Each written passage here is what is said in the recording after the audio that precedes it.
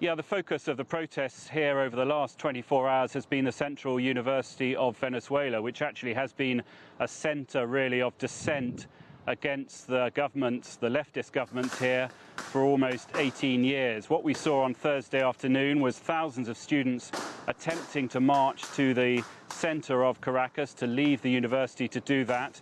They want to put their complaint in person to the various ministries in downtown Caracas. They were prevented from doing so by a pretty heavy-handed response by the security forces here. Now, this really is the crux of the problem, that the protesters and the opposition say they have a right to protest.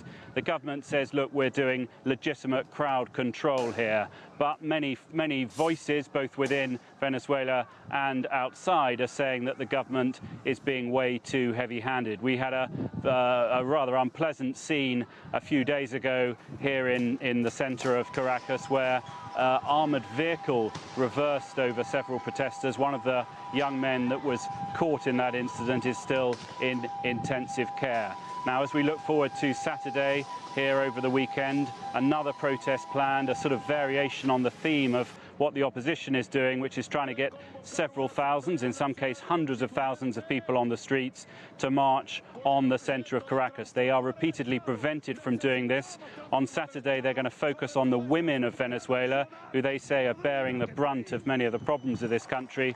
So that's right, tomorrow, Saturday, on the streets of Caracas, probably several thousand women attempting to march on the centre of town, and presumably the forces again out trying to stop them from doing that. Stephen Gibbs, CGTN, Caracas.